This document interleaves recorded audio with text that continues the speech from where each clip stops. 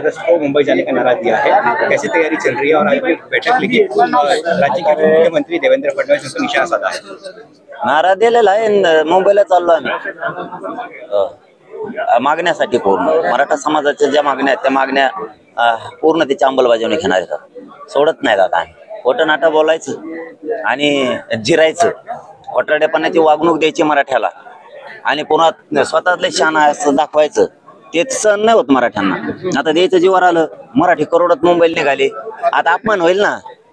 असून मोदी साहेब विचारू शकतात ना देवेंद्र फडणवीसला, मराठ्याचं असून आरक्षण कम नाही दिलं, मग नाचिक्की होईल ना, अपमान होईल। मग आता आईचं नाटक पुढं काही, आणि मी बोललोच नाही ना, त्याच्या आईला मी बोललोच नाही, त्याची आई तशीच आमची आई आहे, आम्ही ते सन्मान देणारे आहेत। आणि बोललो असलच कदाचित ओघात शब्द मागं घेतला, मी माझा शब्द मागं घेतो, काय अडचण आहे? इतकं करून सुद्धा आमच्या आई बहिणी डोके फुटले तवा तू पोलीस कोण बोलला, आमच्या आई कोण नाही बोलला। किती फरक करतो तू आमच्या आई बहिणीत मराठ्याच्या त्या, म्हणजे मराठ्याला द्यायचं जीवावर आलं आरक्षण त्याला, म्हणून आता आईच्या नावाखाली करायचं। आता तर लय मराठी येणार आहे, आता मराठ्याला सांगतो आता तर मुंबईत चलाच, याला आरक्षण द्यायचं जीवावर आलंय, नाही खोटं नाटक करायला लागलं। आता हे लबाड बोला रडकं निघाले राजकारणासाठी, राजकीय पदासाठी आई बापाचा बी बळी द्यायचा काय? आता मला कोणत्या थराला चाललाय रे? मराठा समाज की मुंबई जाने की जो तैयारी है वो आज अंतिम चरण में दिखाई दे रही है, कैसी तैयारी हुआ?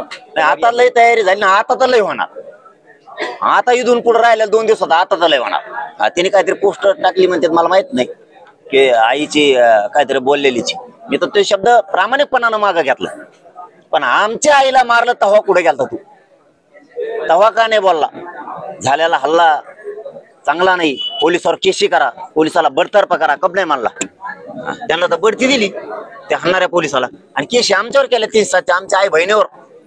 तुझ्या आईवर तर केस नाही केली आम्ही, काय बोलणार? आमच्याकडे जनरल खेड्यात काय असतं, देवेंद्र फडणवीस आमच्या लोकांना कळतोय तू किती डावसाजी, आमच्याकडे जनरल बोलण्या सुद्धा शिया देऊन बोलतात खेड्यापाड्यात।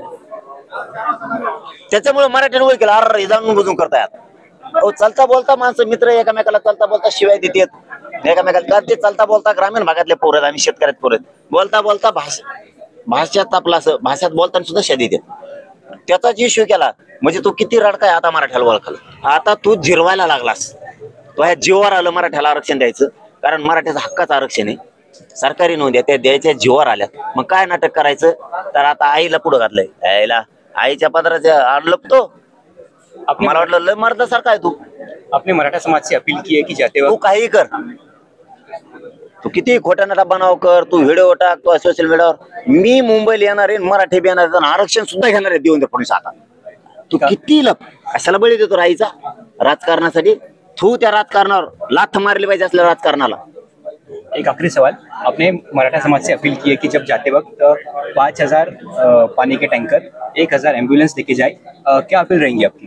नाही, सगळ्यांना सांगितलंय पाण्याची तयारी करा, अँब्युलन्सची तयारी करा, सगळ्याला सांगितलं। सगळा समाज घेणार आहे, आता तर लय घेणार आहे गाड्या त्याने। आता ना तुम्हीच बातम्या काढल्या, आता तर मराठा समाज सगळ्या ताकदीनं आता तर 2-2 महिने पूर्ण एवढं घेऊन येणार आहेत।